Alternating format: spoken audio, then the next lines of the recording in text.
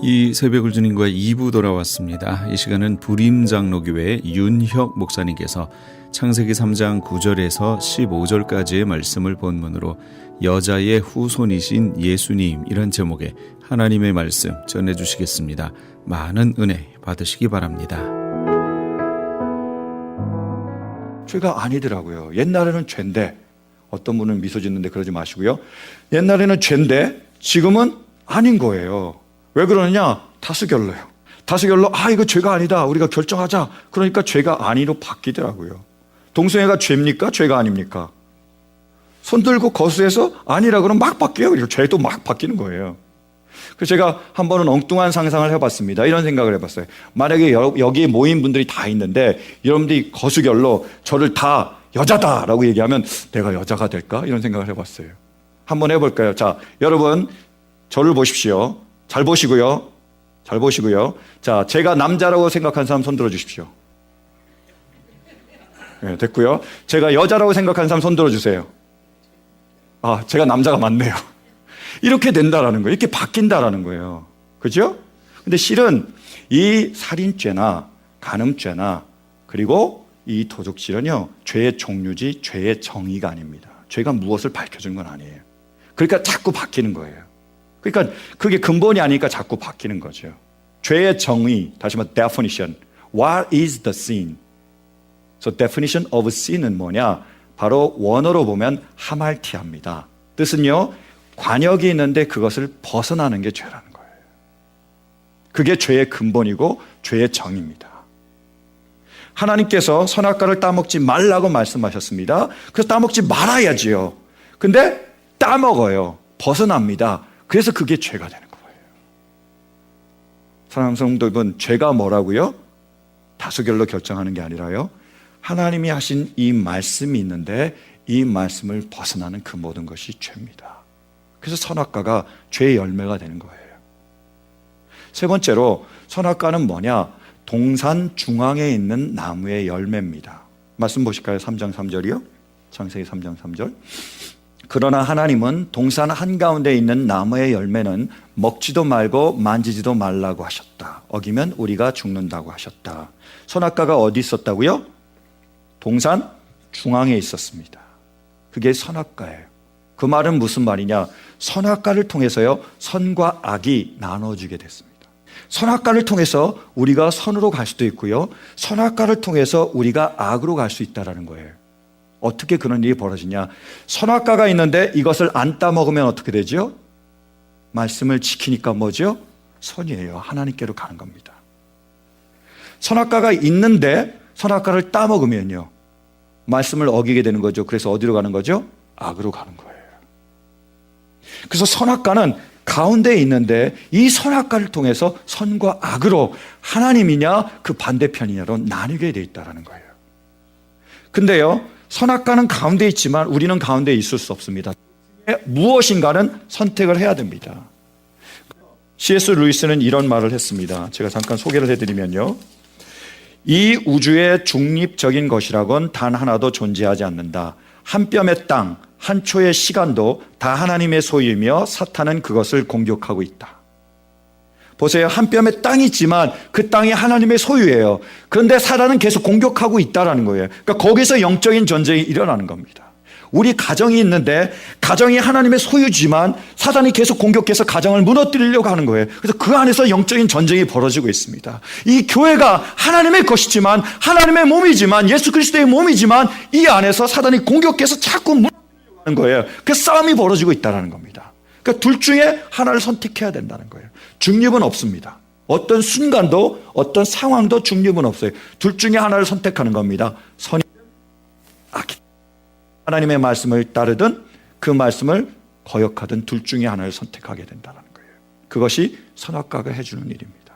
그러한 상황에서, 동산 중앙에서 여자와 남자는 어떤 선택을 하게 되죠?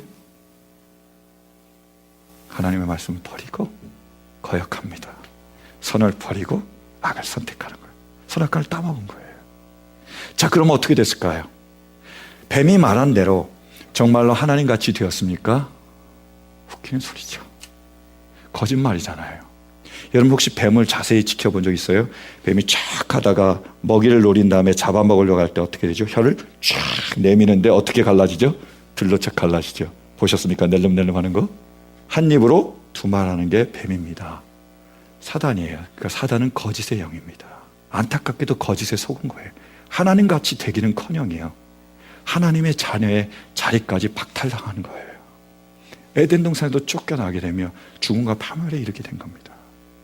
그런 결과를 맞게 된 거예요. 그럼 실제적으로 선악과를 따먹으면서 어떤 결과일까요? 정확하게 보겠습니다. 왜 왔다 갔다 하죠? 자, 7절 말씀 보실까요? 3장 7절. 오늘 본문 7절 말씀 보시겠습니다. 자, 그러자 두 사람의 눈이 밝아져서 자기들의 벗은 몸인 것을 알고 무화과 나무 잎으로 치마를 엮어서 몸을 가렸다. 선악과를 따먹었습니다. 제일 처음에 일어나는 게 뭐라고요? 눈이 밝아진 겁니다. 좋은 게 아니에요. 눈이 밝아져서 뭘 볼 수 있게 됐죠? 죄를 볼 수 있게 됐습니다. 그 다음 어떻게 된 거죠? 따라가게 된 거예요. 그 다음에요, 머물게 됐습니다. 죄에 잡아먹히게 된 거예요. 여러분 시편 1편 1절 말씀 참 좋은 말씀인데 함께 우리 같이 암송해 볼까요? 시편 1편 시작. 복 있는 사람은 악인의 꾀를 쫓지 아니하고 죄인의 길에 서지 아니하고 오만한 자의 자리에 앉지 아니하고. 그게 복 있는 사람입니다. 하나님의 말씀을 따르는 사람이죠. 그럼 반대로요, 복 없는 사람은, 자, 복 없는 사람은 어떻게 될까요? 악인의 꾀를 쫓고 죄인의 길에 서고 오만한 자의 자리에 앉게 된다는 거예요. 발전되고 있죠. 죄가 눈에 보였습니다. 어떻게 된다고요? 죄를 쫓는다라는 거예요. 그 다음은요, 죄에 멈춰섭니다. 그 다음은요, 자리 펴고 앉아서 거기에 머물게 됩니다. 죄가 잡아먹고 마는 거예요. 스카팩이라는 정신과 의사 박사가 있습니다. 이분이 쓰신 거짓의 사람들이라는 책이 있어요. 그 책에서요, 이분은 이렇게 얘기를 하시다고요. 악에 대해서 얘기를 하면서 첫 번째 어떤 사람이 있느냐, 악으로 빠져들어가는 사람이 있대요. 두 번째는 어떤 사람이냐, 악에 완전히 빠져서 악에 잡아먹힌 사람이 있다는 겁니다. 지금 악을 보고 쫓아가서 막 가려는 사람이 있고, 또 한 사람은 완전히 거기에 머물러서 완전히 갇혀있는 사람이 있다는 거예요. 악에 완전히 덮어버린 사람이 있다라고 얘기를 하시더라고요. 그러면서 악에 완전히 잡아먹힌 사람의 예를 밥이라는 그 어떤 그 소년의 부모 얘기를 들었습니다. 이 팩 박사가 정신과 수련의 과정을 계속 하고 있었습니다. 반 정도 됐을 때에 2월이었대요. 2월에 한 소년이 응급실로 실려왔습니다. 우울증이 너무 심해가지고 실려왔다라는 거예요. 그래서 이 소년에게 어떤 일이 있었느냐, 지난 6월에 자기에게 하나밖에 없는 친형, 스튜어트라는 친형이 있는데 그 형이 22구경 소총을 가지고 자살한 겁니다. 하나밖에 없는 형인데 자살한 거예요. 얼마나 충격이 크겠어요. 충격을 받고 우울증에 빠졌습니다. 그래서 성적이 바닥을 친 거예요. 다 낙제입니다. 점점 우울증이 심해지고 상태가 악화된 거예요. 그래서 하루는 차를 훔쳤습니다. 그걸 몰다가 경찰에게 잡혔어요. 근데 어이없는 것은 한 번도 운전해 본 적이 없었습니다. 재판에 붙여졌어요. 근데 나이를 참작해서 무죄로 풀려났습니다. 근데 정신이 조금 이상한 것 같다고 정신과 치료를 받으라고 보내진 거예요. 법원에서요.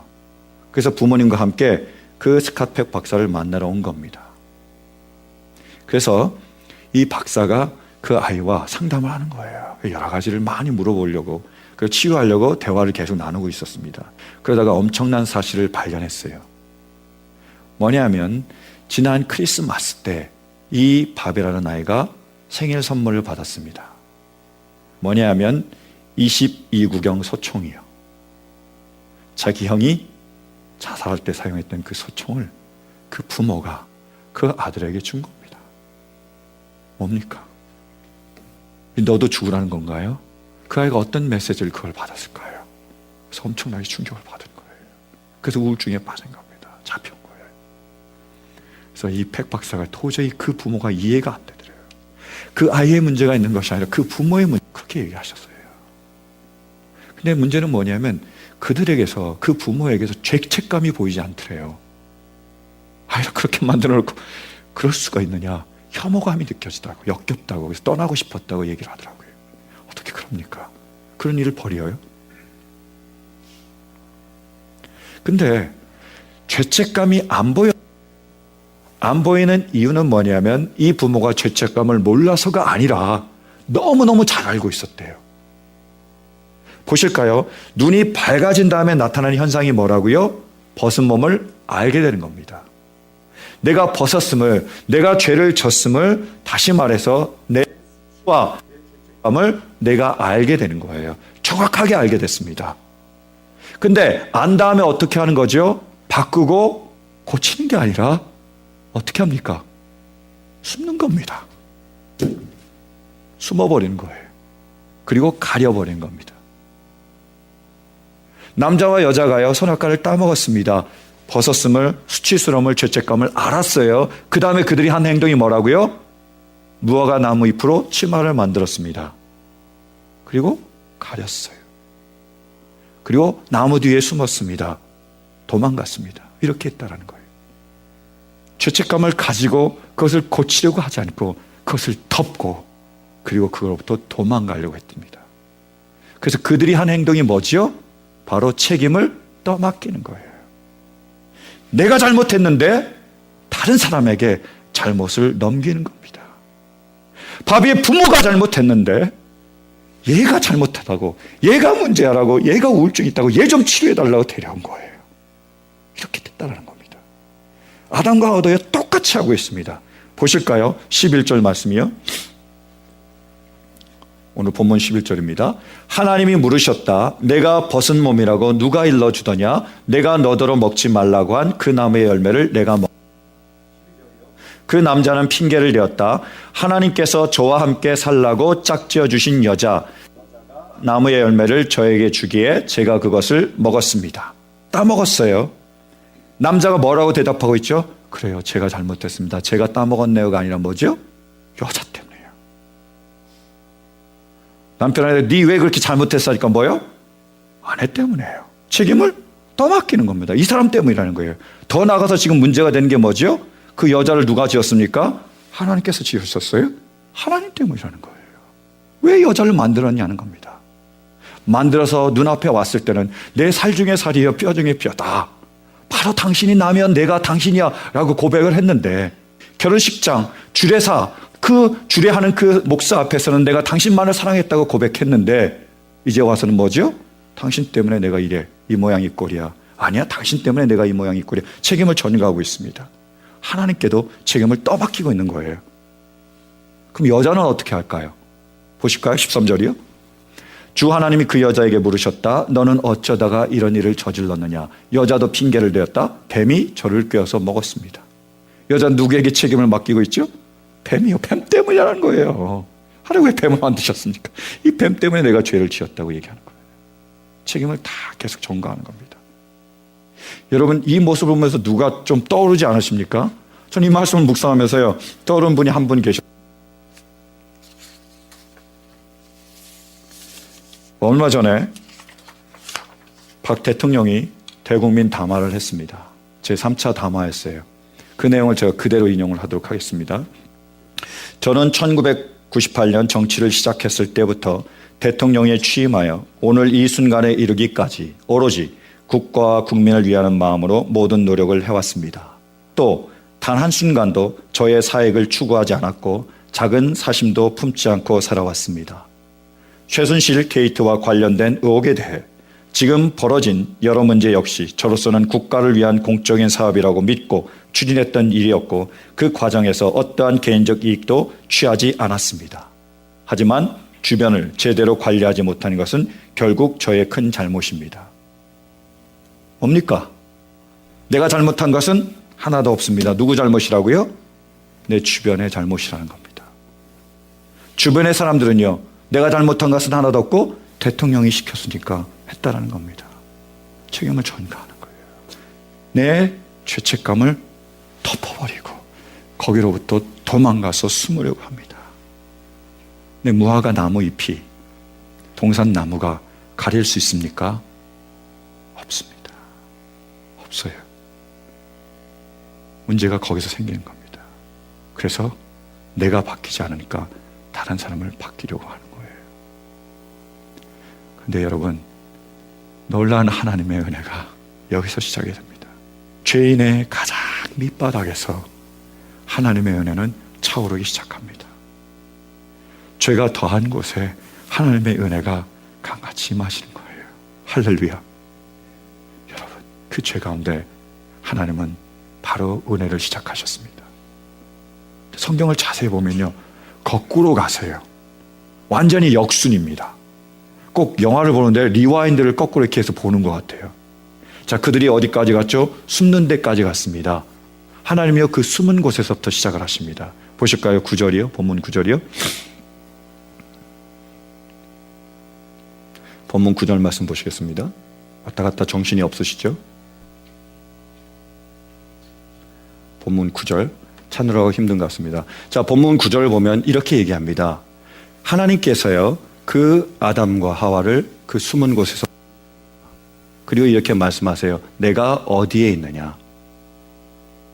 하나님께서 지금 하시는 것은 뭐냐면 그들이 어둠 가운데 숨어 있는데 빛으로 부르시는 거예요. 내가 어디 있니? 왜 숨어 있니? 이제는 나오렴. 이게 하나님의 말씀입니다. 그들은 하나님을 버리고 배반하고 떠났지만 하나님은 그들을 버리시지 않는 겁니다. 그들 향하여 구원의 손길을 펼치시는 거예요. 우리의 자녀는 부모를 떠나고 버리고 마음대로 일용하고 배반하지만 부모는 결코 그 자녀를 버리지 않듯이 하나님께서는 자신을 떠난 그 사람들을 향한 사랑을 거두지 않으셨습니다. 구원의 손길을 펼치시는 거예요. 나오라는 거예요. 거기 숨어 있지 말고요. 이 빛 가운데로 나오라고 그들을 빛 가운데로 초청하고 있습니다. 이유는 뭐냐면 빛에 나와야 치유가 시작되기 때문입니다. 병원에 가서 진단을 해야 그 모든 병의 치유가 시작되는 것처럼 내가 잘못을 꽁꽁 숨겨 있지 말고 그것을 드러낼 때에, 그 아픔을 나눌 때에, 아버지 앞에 보일 때에 하나님께서는 그것을 치유하기 시작하는 거예요. 어둠 가운데 숨어있는 사람에게 맨 먼저 하나님이 베푸시는 손길은 그를 밝음 가운데로 끌어내시는 것입니다. 불러내시는 거예요. 거기에서 치유가 시작이 됩니다. 바울 사도도 자기의 죄를 치유하기 원했습니다. 그래서 한 게 뭐냐면 빛 가운데로 나오는 거예요. 고통스럽지만 힘들지만 빛 가운데로 나와서 자기 자신을 드러냈습니다. 보실까요? 로마서 7장이요. 22절부터. 나는 속사람으로는 하나님의 법을 즐거워하나 내 지체에는 다른 법이 있어서 내 마음의 법과 맞서서 싸우며 내 지체에 있는 죄의 법에 나를 포로로 만드는 것을 봅니다. 나는 비참한 사람입니다. 누가 이 죽음의 몸에서 나를 건져주겠습니까? 숨기고 있나요? 도망가고 있나요? 아니에요. 드러내고 있습니다. 제가 잘못했는데요. 저는 비참한 사람입니다. 나를 구해주세요. 나를 건져주세요. 나를 치유해주세요. 빛 가운데로 나와 이것을 드러내고 있습니다. 그때의 치유가 시작이 되는 거예요. 하나님은 지금도 말씀을 통하여 우리를 빛 가운데로 인도하고 있습니다. 우리의 죄를 고백하며 아버지께 솔직하게 나오길 원하고 있는 거예요. 사랑하는 성도 여러분, 우리 모두에게 이런 은혜가 있기를 간절히 바랍니다. 나왔습니다. 그 다음 하나님께서 어떻게 하시냐? 스파트라이트를 옮기기 시작했습니다. 그래서 남자에게 초점이 맞춰졌어요. 그래서 남자에게 묻습니다. 네가 선악과를 따먹었니? 그 남자가 대답했잖아요. 여자 때문에 따먹었다는 거예요. 그 다음에 거꾸로 가면 누구에게 가야 되죠? 하와요. 거꾸로 가시면 됩니다. 아까의 그 반대 역순으로 가시면 돼요. 하와에게 포커스가 갔고 하와에게 묻습니다. 너는 왜 따먹었니? 뱀 때문에요. 자, 옮겨갑니다. 누구에게 옮겨갈까요? 뱀에게요. 그래서 뱀까지 하나님께서 초점을 맞추십니다. 선악과를 따먹은 그 원인, 우리들의 모든 죄악의 그 원인, 바로 사단과 죄에 하나님께서 포커스를 맞추십니다. 그리고 그 죄를, 그 뿌리를, 그 근원을 해결하신 거예요. 한번 말씀 보실까요? 본문 15절이요. 자, 함께 봉독하겠습니다. 시작. 내가 너로 여자와 원수가 되게 하고 너의 자손을 여자의 자손과 원수가 되게 하겠다. 여자의 자손은 너의 머리를 상하게 하고 너는 여자의 자손의 발꿈치를 상하게 할 것이다. 아멘. 여자의 후손이 누구시죠? 예수님이십니다. 뱀은 예수님의 발꿈치를 상하게 할 것이지만 예수님께서 그 뱀의 머리를 부수겠다고 말씀하신 거예요. 예수님은요, 여자의 후손입니다. 여자가 누구라고요? 선악과를 따먹은 장본인이에요. 그래서 예수님은 죄가 없으신 분이지만 죄의 영향 가운데 있었습니다. 그래서 예수님도 똑같은 자리로 불려오신 거예요. 동산 나무 중앙 가운데로 선악과 앞으로 예수님도 똑같이 불려오셨습니다. 예수님께의 선악과는 뭐였죠? 십자가입니다. 십자가 앞에 예수님께서 서신 거예요. 여기서 예수님께서 선택하셔야 됩니다. 십자가를 질 것이냐, 거부할 것이냐, 하나님의 말씀을 따를 것이냐, 내 감정과 내 원함을 따를 것이냐, 선택의 기로에 선 겁니다. 똑같이 서셨어요. 예수님은 어떻게 하셨을까요? 아버지여 할만하거든 이 잔을 내게서 옮겨주시옵소서. 그러나 나의 의지, 나의 고집대로 하지 마시고 아버지의 뜻대로 되기를 원하나이다. 십자가를 지셨습니다. 죽으셨고 피를 흘려주셨고 모든 것을 아버지께 맡겼습니다. 그래서 예수님의 십자가를 통하여 뱀은 예수님의 발꿈치를 상하게 했지만 예수님은 그 십자가를 통하여 뱀의 머리를 부수셨습니다. 우리 모두를 죄의 문제에서 해결해 주셨습니다. 이제 우리는 죄에서 자유함을 얻게 됐습니다. 사랑하는 성도 여러분, 예수님의 보혈로 우리가 자유케 되셨음을 믿으십니까? 자유케 됐다는 거예요. 이제는 우리는 죄에서 벗어날 수 있고 죄에서 나올 수 있습니다. 이 은혜를 우리가 받았습니다. 그래서 우리는 다시 원점부터 시작이 되는 거예요. 해결이 됐으니까요. 똑같습니다. 우리도 동산 중앙으로 불려오는 거예요. 우리 앞에 선악과가 있습니다. 결정해야 됩니다. 선악과를 따먹지 않을 것이냐, 따먹을 것이냐. 하나님의 말씀을 따를 것이냐, 거부할 것이냐. 하나님을 선택할 것이냐, 사단을 선택할 것이냐. 우리가 결정해야 됩니다. 가운데는 없습니다. 둘 중에 하나를 우리가 결정해야 돼요. 사랑하는 성도 여러분, 어떤 결정을 하시겠습니까? 하나님을 버리고 선악과를 선택하시겠습니까? 선악과를 버리고 하나님을 선택하시겠습니까? 저와 제 가족은 하나님을 선택하겠습니다. 힘들어도 어려워도 부족하고 연약해도 제가 죽는 한이 있더라도 우리의 자녀를 죽음으로 내모는 한이 있더라도 저와 우리 가족은 하나님을 섬기겠습니다. 하나님만을 따르겠습니다. 왜요? 그 길이 생명의 길이며 그 길이 축복의 길이며 그 길이 행복의 길이기 때문입니다. 제가 그것을 알기 때문이에요. 이미 하나님께서는 이 모든 것을 우리에게 보여주셨잖아요. 선악과 앞에서 아담과 하와는 뭐를 선택했죠? 선악과를, 사단의 음성을 선택했습니다. 그들의 결과는 뭘까요? 파멸입니다. 부부가 서로 싸우며 부부가 서로 자기의 책임을 서로 내몰고 그리고 온종일 종일토록 수고해야 먹을 것을 얻을 수 있고 애를 낳는 그러한 고통을 당해야 되고 그리고 그 밑으로 가인이라는 그리고 줄줄이 그러한 죄의 백성들이 나오는 그 파멸과 멸망을 그들이 경험했습니다. 하나님의 말씀이 아니라 여러분 여기를 따르면 안 됩니다. 절대로 안 됩니다. 왜요? 불행의 시작입니다. 파멸의 시작이기 때문이에요. 내가 망할 뿐만이 아니라 내 자녀들을 망칠 뿐만이 아니라 내 주변의 사람을 모두 다 고통시키는 그 길이 바로 선악과를 따먹는 그 길이기 때문입니다. 사랑하는 성도 여러분, 그래서 우리 모두가 다 하나님을 선택할 수 있게 되길 간절히 바랍니다. 그분의 말씀을 따를 수 있기를 바라요. 그리고 그 길을 걸어갈 수 있게 되길 간절히 바랍니다. 하나님이 약속하신 그 축복을, 그 행복과 평안을 우리 모두가 누릴 수 있게 되길 간절히 바랍니다. 여러분, 그러한 길을 선택할 수 있는 우리 모두가 될 수 있기를 간절히 축원합니다. 그런데 할 수 있을까요? 못합니다. 이미 실패했습니다. 우리의 지혜로요, 그리고 우리의 노력으로요, 우리의 의지로 선택하면 이미 아담과 하와는 실패했습니다. 못합니다. 그런데 할 수 있습니다.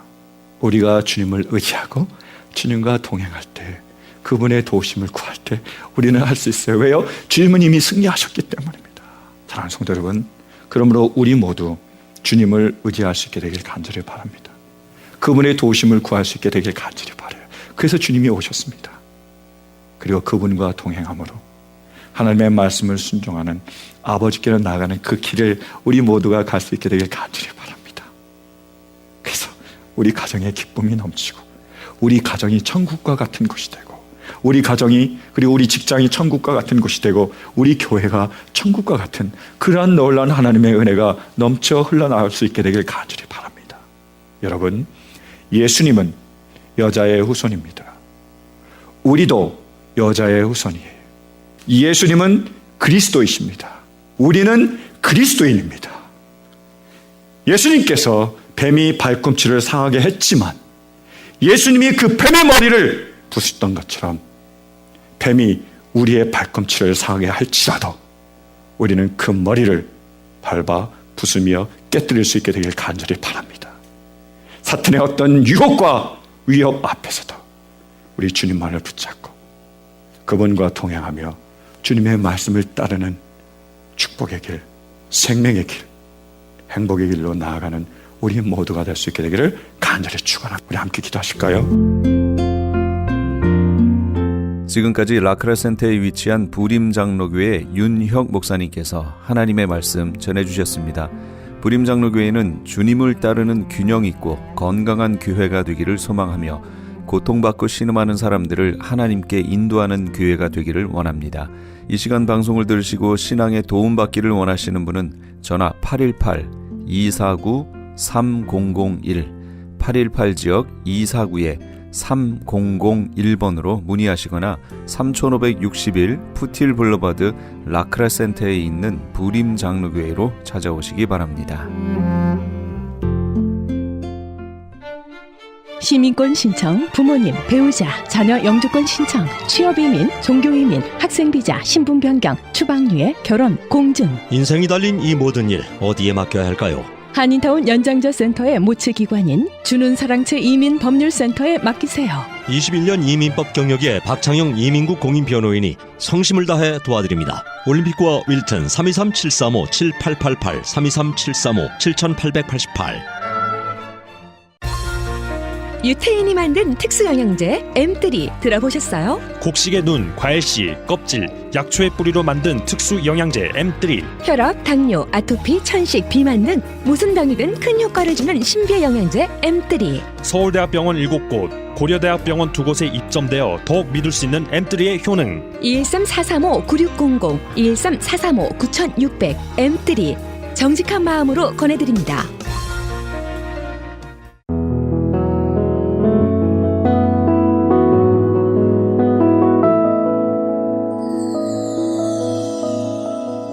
지금 여러분께서는 AM 1650과 인터넷을 통해 미 전역과 전 세계로 방송되는 크리스천 헤럴드의 이 새벽을 주님과 2부 함께하고 계십니다. 계속해서 이 시간에는 나성 서부교회 서건오 목사님께서 베드로전서 4장 12절에서 19절까지의 말씀을 본문으로 그리스도인이 고난을 받을 때란 제목의 하나님의 말씀 전해주시겠습니다. 많은 은혜 받으시기 바랍니다. 너희가 세상에 속하였으면 세상이 너희를 사랑할 것이나 너희가 세상에 속하지 아니하고 예수님께 내게 속하였기 때문에 세상이 너희를 미워한다라고 말했습니다. 우리가 세상에 살면서 세상에게 고난을 받고 핍박을 받는다는 것은 내가 세상에 속한 사람이 아니라 예수께 속한 사람이란 확증이 됩니다. 그러므로 세상을 살다가 고난을 받으면 그것은 이상하게 여길 것이 아니라 오히려 하나님 앞에 감사해야 될 제목이 됩니다. 사랑하는 성도 여러분, 예수 믿는 성도는 이 세상에 두 발을 딛고 살아갑니다. 세상에서 나는 것을 먹습니다. 그러나 이 세상에 속한 사람은 아니에요. 우리는 하늘에 속한 사람이요 예수 그리스도께 속한 사람입니다. 그렇게 살다 보니 그들과 함께 살아간 이 세상에서 당연히 그들에게 미움을 받고 고난을 받고 핍박을 받는 것은 당연한 것이니 그것을 이상하게 여기지 말라라고 했습니다. 그리고 고난받는 것을 이상하게 여기지 말라라는 것은 당연하다는 말이죠. 고난이 없는 삶을 기대하지 말고 고난을 이길 수 있는 믿음을 갖추라는 말씀입니다. 헤르만 헤세가 쓴 어거스터스라는 단편 소설이 있습니다. 거기에 어린 아이들이 태어나자마자 한 신비한 노인이 그 산모에게 찾아와서 이렇게 말합니다. 아들을 낳게 된 것을 축하하면서 한 가지 소원을 이루어질 테니까 소원이 뭐냐라고 물었습니다. 어거스터스의 그 어머니는 그렇게 이야기합니다. 이 아이가 자라면서 모든 사람에게 사랑받았으면 좋겠습니다. 이 아이가 자라면서 많은 사람들에게 사랑받는 아이로 자랐으면 좋겠습니다. 그 소원대로 어거스터스는 자라면서 가족들에게, 친구들에게, 이웃들에게 많은 사랑을 받았습니다. 그러면 그가 행복한 인생을 살았을까요? 사람들에게, 친구들에게, 이웃에게 많은 사랑만 받고 보니 그는 이기적인 인간이 되고 말았습니다. 마음이 교만했습니다. 배려할 줄 모르는 인간으로 변질이 되었습니다. 노인이어서 그는 버림을 받았고 비참한 신세가 되었습니다. 그때 노인이 다시 나타나 어거스터스에게 묻습니다. 당신이 원하는 소원이 있다면 하나를 말해보라. 내가 들어주겠다라고 하니까 어거스터스는 이렇게 말합니다. 모든 사람에게서 사랑을 받으며 사는 것이 아니라 모든 사람을 사랑하면서 사는 사람이 되게 해달라라고 자기 소원을 이야기했습니다. 이 단편 소설에서 얼마나 중요한 교훈을 우리에게 주고 있습니까? 많은 사람에게 사랑을 받고 많은 사람에게 존경을 받고 많은 사람에게 섬김을 받으면 이게 행복한 것 같지만 이렇게 살다가 하늘나라 가면 죄송합니다. 예수님께 받을 상이 없는 거예요.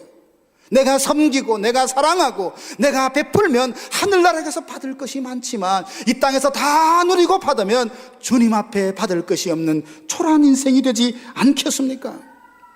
인간은 고난을 통해서 성숙해 갑니다. 고난을 통해서 교만한 인자가 빠져나가고 겸손한 성품이 그 속에 깃들게 됩니다.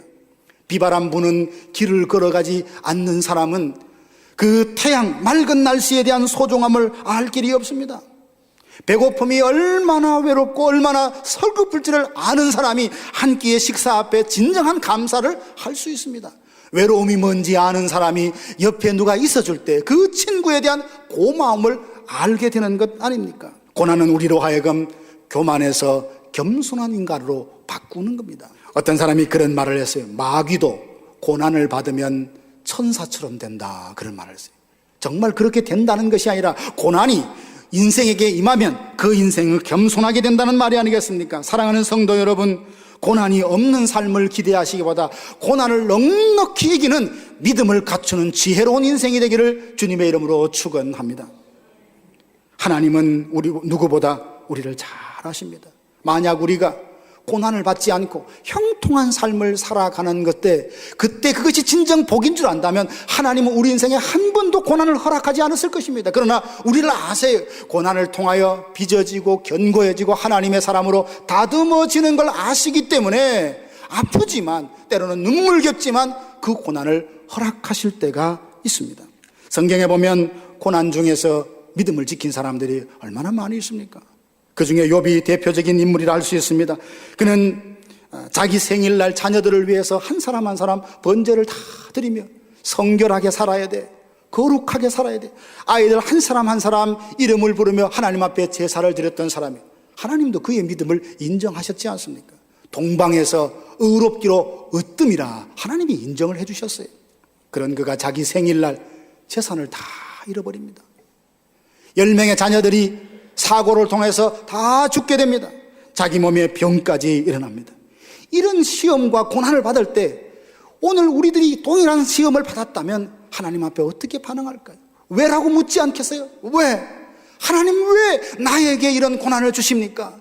하나님 왜 나에게 이런 고통을 주십니까? 묻지 않겠냐고요. 근데 욥은 뭐라고 말합니까? 주신 이도 하나님이시요 취하신 이도 하나님이시니 모든 것 하나님께만 영광을 돌린다고 그 입술로 어리석게 범죄하지 않았다. 성경이 그렇게 말합니다.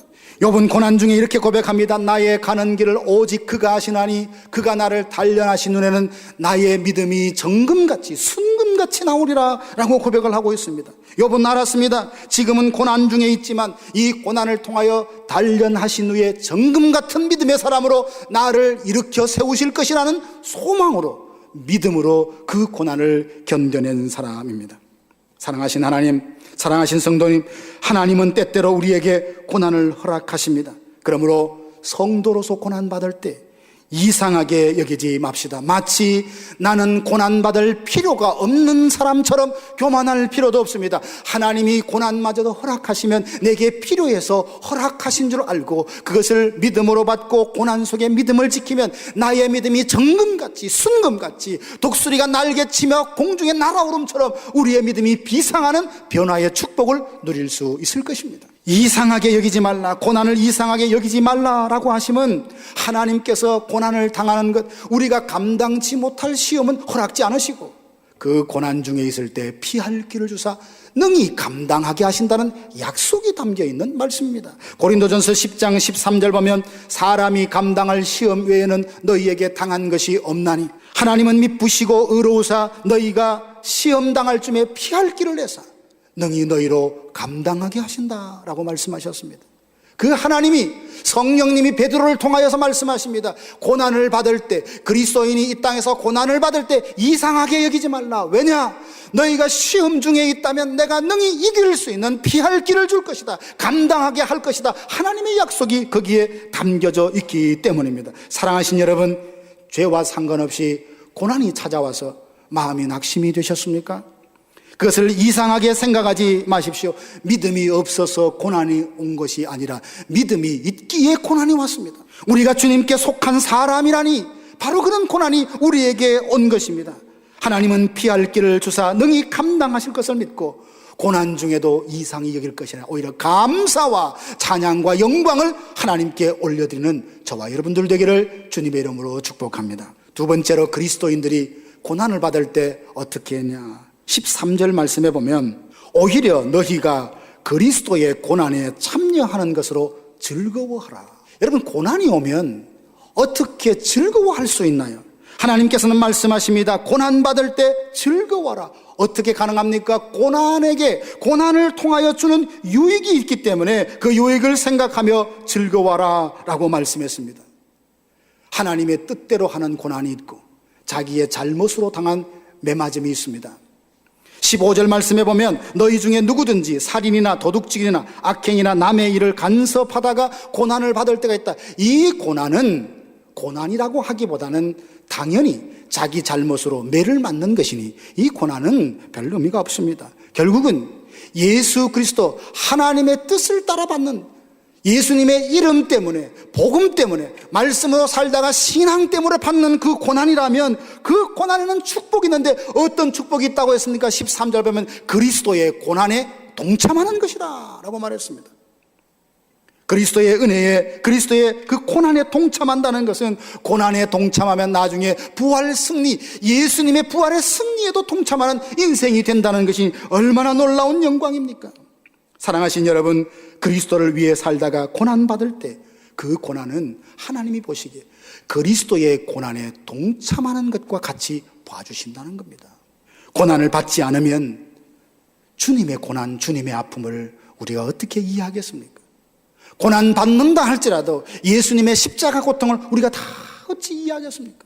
고난 후 받을 영광을 보고 알았던 사람들은 고난을 두려워하지 않았습니다. 스데반은 복음을 전하다가 흥분한 그 군중들에 의해서 돌에 맞아 순교했습니다.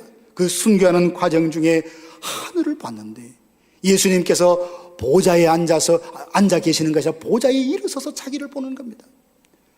복음을 증거하다가 고난받다가 그가 이 땅에서 돌에 맞아 이 땅에서 눈을 감고 천국에서 눈을 떴을 때에 그는 예수 그리스도의 승리의 영광에 동참하는 천국의 상급을 누리는 귀한 인생이 되었습니다. 사랑하는 성도 여러분, 고난받을 때 두려워하지 않을 수 있는 믿음을 하나님께 구하십시다. 죽음의 위협 앞에서도 예수님을 부인하지 않았던 사도들처럼 견고한 믿음 위에 우리가 다 세워지는 이런 은혜가 있기를 간절히 바랍니다. 그리고 고난당할 때 즐거워하라 한 이유는요, 14절 보면 너희가 그리스도의 이름으로 치욕을 당하면 복 있는 자로다. 영광의 영 곧 하나님의 영이 너희 위에 있음이라. 너희 위에 계심이라. 여러분, 그렇지 않습니까? 형통할 때, 일이 잘 될 때는 하나님이 그럼에도 불구하고 우리와 함께 계십니다. 그런데 우리 입장에서 보면 형통할 때, 잘 될 때, 잘 나갈 때는 춤추고 싶은 상황에서는 하나님이 강력하게 느껴지지 않습니다. 그러나 고난 받아보십시오. 억울한 일을 당해보십시오. 누구에게 마음을 드러낼 수 있는 힘겨운 삶에 주님 앞에 와서 엎드리면 성령이 그 위에 계셔서 위로하신 것을 깨닫게 됩니다. 진정 말씀 따라 신앙 따라 하나님의 뜻을 따라 고난을 받으면 그 고난을 능히 견뎌낼 수 있도록 성령이 그 위에 임재하여 주셔서 위로해 주십니다. 고린도후서 1장 5절에서 6절 보면 사도 바울은 복음을 증거하다가 많은 고생을 했어요. 매도 맞았습니다. 죽을 뻔도 했습니다.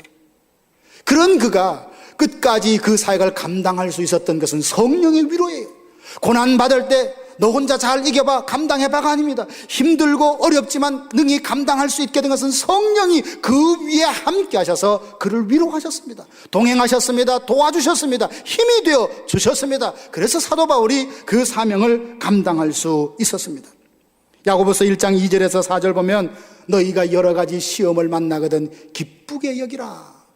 왜요? 믿음의 시련은 인내를 만들어낸다는 것을 아시고 끝까지 참고 견디면 부족함이 없는 완전하고 성숙한 사람으로 그 고난을 통하여 빚으시기 때문입니다. 사랑하신 여러분, 하나님의 뜻대로 여러분이 고난 중에 있다면 그 고난을 감사하시고 즐거워하는 믿음의 성숙함을 보이는 저와 여러분들 되기를 원합니다. 세 번째로 그리스도인이 고난받을 때는 고난 중에라도 선을 행하라 알았습니다. 19절 말씀 봅니다. 그러므로 하나님의 뜻대로 고난을 받는 자들은 또한 선을 행하는 가운데에 그 영혼을 미쁘신 창조주께 의탁할지어다. 여러분 어떻습니까? 선을 행하다가 고난이 오면 우리 보통 사람들은 하던 일을 그만두게 됩니다.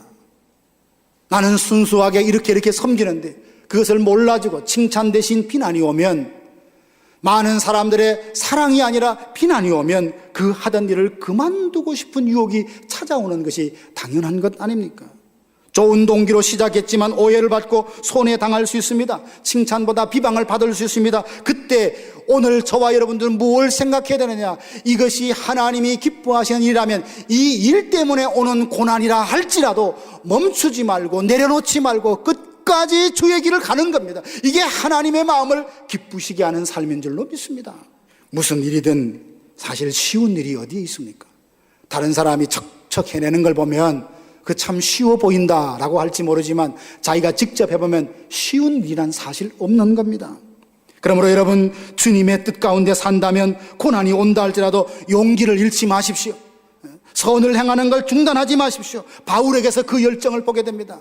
바울은 어렵고 고난이 와도 끝까지 복음을 전할 수 있었던 그 이유가 그 마음에 거룩한 열정이 있었는데요. 이렇게 고백합니다. 내가 주 예수께 받은 사명 곧 하나님의 은혜의 복음을 증거하는 일을 마치려 하면은 나의 생명을 조금도 귀하게 여기지 않는다라고 말했습니다.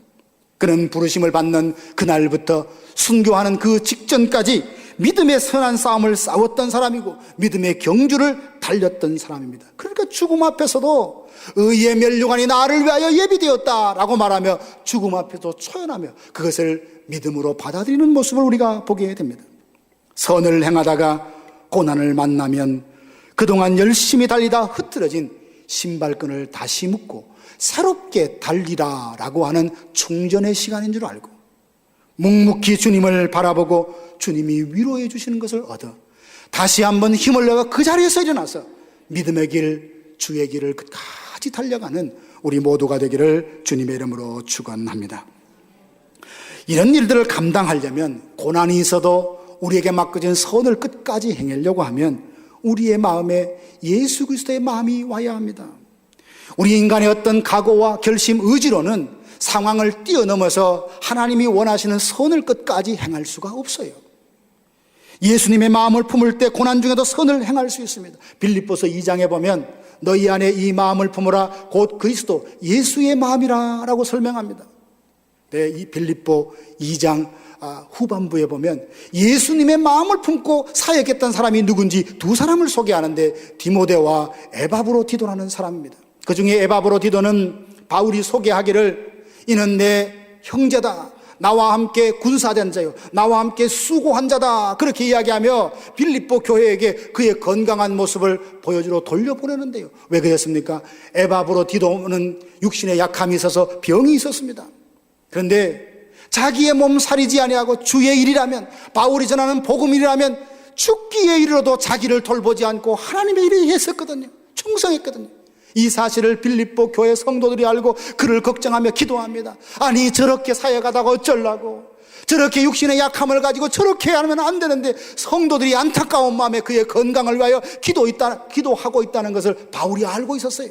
그래서 그렇게 자기가 죽기에 이르러도 복음에 헌신하는 그를 하나님이 긍휼히 여기셔서 건강을 회복이 되었습니다. 건강이 회복되자 이 모습으로 빌립보 교회 가서 나는 하나님의 은혜로 나음을 받았습니다. 성도들도 위로받고 자기도 위로받고 그렇게 보낸 거예요. 이게 바로 예수님의 마음을 품는 사람이며, 그는 육체의 병이라는 고난이 있었음에도 불구하고 God first, 하나님 먼저 우선주의로 살아가며 주님이 기뻐하신 일에 시간과 몸과 물질을 들였던 사람입니다. 이런 마음가짐을 가질 때 우리는 고난을 넘어서서 하나님이 우리에게 맡겨주신 선한 일들을 끝까지 감당할 수 있습니다. 제가 다른 교회에서 청년부를 지도할 때입니다. 청년들을 인솔해서 필리핀에 단기 선교를 갔는데, 사역 도중에 어린이 사역을 하려고 아침에 버스에다 사람을 태우고 출발하려는데, 그 어린이 사역을 총지휘하고 진행해야 될 자매 하나가 나오지 않았습니다. 그렇게 물어보니까 지금 열이 많이 나서 많이 아프다는 거예요. 그래서 제가 가서 같이 가자. 그때 무슨 마음으로 그렇게 말했는지 모르겠습니다. 하다가 죽으면 순교 아니겠니? 그렇게 힘들지만 일어서서 갔어요. 근데 실제로 아이들이 수백 명 앉아서 기다리는데 그 앞에 강단에 서더니 시작하자마자 우는 거예요. 얼마나 당황스러운지. 제가 내 말에 상처를 입었나? 지금 너무 힘들어서 견디기 힘들어. 온갖 상상을 합니다. 사역을 다 끝내고 저녁에 이제 서로 자기가 오늘 사역하면서 간증을 서로 나누는데 그러는 거예요. 처음에 목사님이 그 이야기할 때는 참 서운하더래요. 내가 웬만하면 가지 않았겠냐. 그런데 누구보다 나를 잘 아는 목사님이 어떻게 이런 상황에서 사역하라고 그렇게 나오라고 하는지. 서운했지만 믿고 순종했대. 강대상에 아이들 보면 탁 서는데 위에서부터 큰 시원한 물로 그냥 자기 위에 끼얹는 것 같더니 머리에서부터 끝까지 시원함이 열이 내리기 시작하는데 너무나 좋더라는 겁니다. 그래서 감동해서 하나님이 나를 이곳에서 사용하시구나 너무나 기뻐서 눈물을 흘렸다며 저녁에 사역을 쇠하면서 이야기를 하더라고요. 사랑하신 여러분, 그녀가 만약 그 청년이 나 힘들어서 못 가요, 아마 숙소에 있었다면 누군가 다른 사람이 대신하여 그 사역을 했을 것입니다. 그러나 그가 헌신했을 때에 하나님이 부어주시는 성령의 임재는 경험하지 못했을 것입니다. 우리도 여러 사정으로 사역이 주어지면 이러쿵저러쿵 나름대로 상황을 대며 이래서 못합니다 저래서 못합니다 할 수 있습니다. 우리는 환경이고 우리는 환경에 매이는 사람이니. 그러나 기억하십시오. 하나님께서 우리에게 할 수 있어서 역할이 주어지면 충성되게 감당하면 그 충성에 대한 영광을 우리가 받지만 결국 우리가 거절하면 다른 사람을 통하여서 그 일이 진행되고 나는 그 사역과 섬김에 대한 아무런 영광도 받지 못합니다. 힘들다고 고난이 왔다고 누가 날 싫어한다고 하던 일을 그만둬 버리면 일이 안 될 것 같습니까? 그렇지 않습니다. 하나님이 누군가의 마음과 누군가의 마음에 그 심령에 도전을 줘서 그 일이 되게 하십니다. 그러나 나는 그 사역에 대한 영광과 축복에서 그냥 탈락되고 마는 것입니다. 모르드게가 에스더에게 한 말을 여러분 아실 것입니다. 유다 민족은 하만의 손에 다 죽게 생겼습니다. 그때 모르드게가 사람을 에스더에게 보내서 네가 좀 왕에 가서 이 상황을 알고 구원해 달라고 했지만 에스더는 계속 자기 형편만 이야기합니다. 이 왕궁 법도는 그렇게 할 수 없다고 계속 말하자 결정적인 직언을 모르드게가 에스더에게 합니다. 그 말이 뭡니까? 내가 만일 잠잠하여 말이 없으면 유다인은 다른 데로 말미암아 구원을 받을 것이나 너와 내 아비 집은 멸망하리라. 참 무서운 말 아닙니까? 하나님이 너를 왕후에 오르게 한 것이 이때를 위함이 아닌 줄 누가 알겠느냐. 하나님 나에게 다른 사람에게 주지 않는 건강 주셨어요. 기쁨 주셨어요. 은사 주셨어요. 물질 주셨어요. 재능 주셨어요. 무엇 때문에 주셨을까?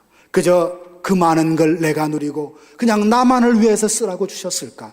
하나님의 거룩한 부름 앞에 그 부름 앞에 순종하여 섬기라고 주셨던 것이라면 주님의 부르심에 노라고 말하지 말고 주의 뜻이라면 아멘하고 예스라고 말하고 거기에 헌신하게 되면 하나님이 우리에게 임하시며 우리를 통하여 놀라운 일들을 펼쳐가는 그 놀라운 경험을 우리가 하게 될 것입니다. 전능자를 삶 속에서 경험하게 될 것입니다. 하나님이 이런 분이구나, 하나님이 나를 통하여 이런 거룩한 역사를 하시는구나, 신이 나고 즐겁고 감사하는 인생이 될 줄로 압니다.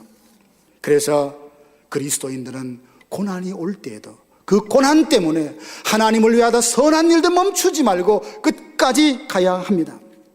그리고 고난 중에서 선을 행하려면 하나님의 주권에 대한 분명한 믿음이 있어야 됩니다. 다윗은 참으로 신실한 사람입니다. 아무도 골리앗을 감당하지 못해서 쩔쩔맬 때에 물맷돌 5 만군의 여호와의 이름 가지고 그를 쓰러뜨리지 않았습니까? 그 이후로 사울의 시기심과 그 질투심 때문에 오랜 시간 망명을 다녀야 했었습니다. 그 상황이 얼마나 힘들었겠습니까? 얼마나 고통스러웠겠습니까? 망명 생활하면서 나와 사망이 한 걸음뿐이라 라고 고백할 만큼 늘 죽음의 위협 가운데 살았습니다. 그런 그가 엔게디 동굴 아래 숨어 있는데 사울이 그 안에 들어오는 거예요. 마음만 먹으면 사울은 단칼에 벨 수 있는 상황이었습니다. 주변에 있는 많은 장수들도 왕이여 하나님께서 기회를 주셨다라고 말하지만 그는 옷자락을 벨 뿐 그의 생명은 손을 대지 않았습니다. 왜요? 하나님의 주권을 믿었기 때문입니다. 쉬운 방법, 지름길을 선택하는 것이 아니라 정도를 걷고 믿음의 길을 걸어가는 그였습니다. 어떻게 하여 고난 중에 선을 행할 수 있었습니까? 하나님이 이 모든 것을 주관하신다는 하나님의 주권을 믿었던 믿음 때문이었습니다. 하나님은 때가 되자 그를 이스라엘의 왕으로 세우지 않습니까? 살면서도 많은 어려움이 있었을 때 그는 말합니다. 나는 사랑하나 저희는 나를 대적하니 나는 기도할 뿐이다. 왕의 권력과 힘을 가지고 응징할 수 있음에도 불구하고 하나님이 원하지 않으니 오히려 기도하며 자기를 돌아보는 바로 그 사람이 우리 다윗이었습니다. 이것이 어찌 쉬웠겠습니까? 어렵지만 믿음을 가진 사람이 가야 할 길이었기 때문에 그 길을 걸어갔던 사람이 바로 다윗이었습니다. 사랑하는 성도 여러분, 고난은 우리로 하여금 지금 하고 있는 선한 일을 멈추라는 사인이 아니라 더 간절히 기도하여 기도의 힘과 능력으로 그것을 브레이크트루 돌파하는 하나님의 사인으로 우리가 받을 수 있기를 원합니다. 조금만 어려우면 이것 때문에 안 돼, 이것 때문에 못해가 아니라 그래 하나님께서 어떤 뜻이 있을 것이다. 더 기도하자, 더 힘을 모으자, 더 하나님 앞에 엎드리자 해서 하나님이 주신 능력을 해서 그 장벽도 뚫고 나가서 승리를 경험하는 우리 모두가 되기를 주님의 이름으로 축원합니다. 말씀을 마무리하겠습니다. 로키 산맥 해발 3,000m 높이에는 수목 한계선인 지대가 있다고 합니다. 그 지대 나무들은 너무나 바람이 세차게 불어서 살아남기 위하여 곧게 자라지 못하고 나무의 모양이 마치 무릎을 꿇고 있는 모양이라고 해요. 그런데 이 나무들은 열악한 조건에서 살지만 생존을 위해서 인내를 발휘하며 지내는데요, 이 나무가 세계적으로 가장 공명이 좋은 명품 바이올린을 만드는 나무라고 그래요. 세상에 나무가 목재가 얼마나 많겠습니까? 그런데 그 세찬 매서운 바람을 견디고 곧게 자라지도 못하고 마치 굽으로 무릎을 꿇는 것처럼 그렇게 찬란한 그 나무로 빚어서 깎아서 만든 바이올린이 가장 공명이 탁월한 명품이라는 것입니다. 오늘 우리가 세상에 많은 바람이 불고 고난 때문에 비록 세상이 바라볼 만한 그런 흠모할 만한 것은 없다 할지라도 그 신앙의 인내, 믿음이 굳게 준비되시면 하나님의 손에 벼져서 명품 인생으로 하나님이 사용해 주실 것입니다. 냇물에 돌들을 치우면 냇물은 노래를 잃어버린다라는 말이 있습니다. 시내를 흐르는 냇물에 돌들을 치우면 냇물은 노래를 잃어버린다. 강물이 흘러갈 때 그 강바닥에 거친 돌, 자갈이 없으면 물이 얼마나 조용하게 흘러갑니까? 그런데 그 강바닥에 거친 바위가 있어요. 돌이 있어요. 이건 우리 삶 속의 고난이 아닙니까? 이거 좀 치웠으면 잘 흘러갈 텐데 아닙니다. 그 강바닥에 거친 바위가 있고 돌이 있기 때문에 그 시내가 졸졸졸졸 노래를 부른다는 겁니다. 우리 인생에 고난 없었으면 좋겠다. 거친 바위 없었으면 좋겠다. 이런 인간 내 인생에 없었으면 좋겠다. 끊임없이 마음에 생각이 들더라도 하나님이 허용하시면 그 고난 때문에 우리 입술에서 하나님 보좌에 상달되는 아름다운 영적인 노래를 부를 수 있는 인생이 된다는 거예요. 이게 고난의 매력입니다. 고난 때문에 울어야 돼. 고난 때문에 고통을 받아야 돼. 하지만 믿음으로 감사함으로 그 고난을 받으면 내 인생을 통하여 하나님이 기뻐 받으시는 찬양이 그 고난 가운데서 하나님께 올려진다는 겁니다. 어거스터스가 사랑만 받고 살아서 행복한 삶이 아닌 것을 노년에 깨닫고, 진정한 행복은 모든 사람을 사랑할 줄 알 때 행복을 느낀다고 고백하지 않았습니까? 사랑하신 여러분, 오늘 이 그리스도인이 고난받을 때 즐거워하라. 즐거워하라. 하나님께서 말씀하신 것, 그리고 이상히 여기지 말라. 그리고 고난 중에서도 선을 행하는 것 중단하지 말라. 이 말씀이 하나의 지식이 아니라 여러분 심령에 오늘 이 시간 살아가는 우리에게 성령이 주시는 음성으로 받으시고 그 말씀대로 살아서 정말 믿음의 거룩한 역사를 여러분 삶 속에 경험케 되는 은혜가 있기를 주님의 이름으로 축복합니다. 지금까지 나성 서부교회 서건오 목사님께서 하나님의 말씀 전해주셨습니다.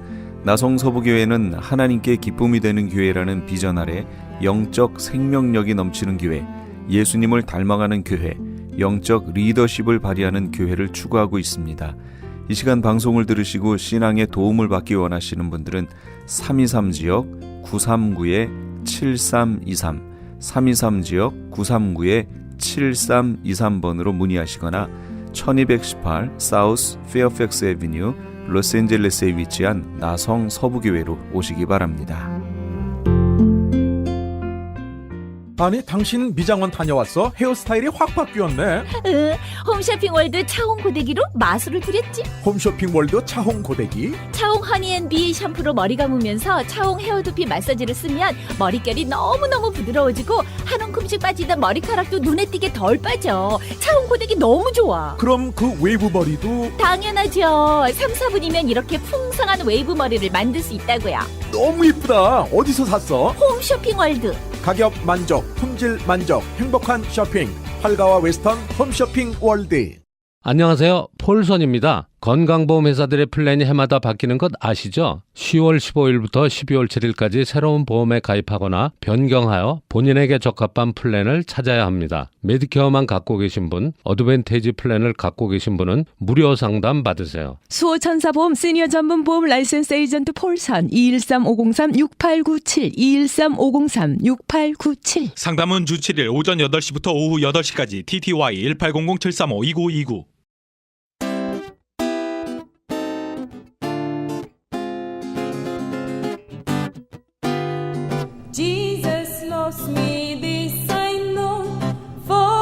저희의 넘어짐이 세상의 부요함이 되며 저희의 실패가 이방인의 부요함이 되거든 하물며 저희의 충만함이리요. 로마서 11장 12절 말씀입니다.